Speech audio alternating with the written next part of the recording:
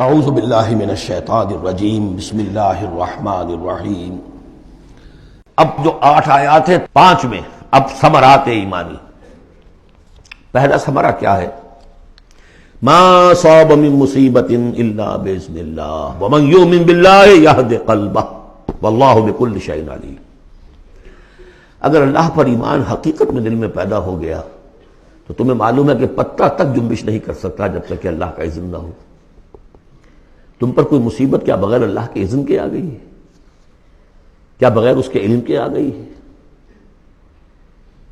اور اگر اللہ کے اذن سے آئی ہے تو تمہارے ایمان کا تقاضا ہے کہ سمجھو کہ اس میں خیر ہی ہوگا، چاہے یہ مجھے اس وقت بری لگ رہی ہے، مجھے اچھی نہیں لگ رہی ہے، خیر ہوگا۔ عسیٰ ان تکرہوا شیئا وہو خیر لکم۔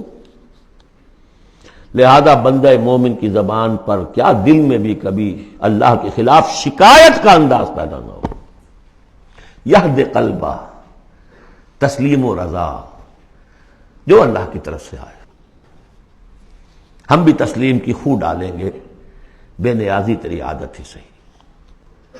نہ شود نصیب دشمن کے شود ہلاک تیغت، سر دوستاں سلامت کے تو خنجر آزمائی۔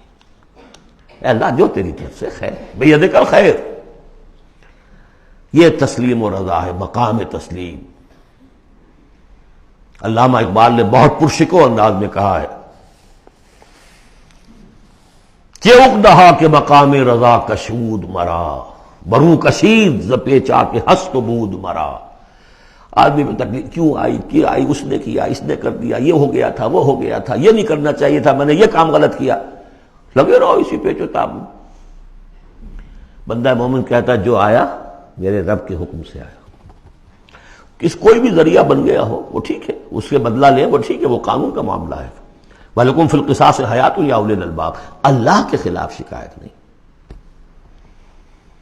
برو کشید نہ پیچا کہ ہست و بود مرا، یہ ہے، یہ تھا، یہ کیوں ہو گیا، یہ کیسے ہو گیا، اس سارے چکر سے مجھے نکال لیا۔ کس چیز نے نکال لیا؟ کہ اقدہا کے مقام رضا کشود مرا، یہ مقام رضا نے کیسے کیسے میرے عقدے حل کر دی۔ اب میں تفصیل میں جا نہیں سکتا، اس پر میرے بڑے بڑے کیسز موجود۔ یہ بتا رہا میں بھول گیا ہوں آپ کو کہ وہ جو منتخب نصاب جس کا میں تذکرہ کرتا آیا ہوں، یہ ساری صورتیں ان میں داخل ہیں۔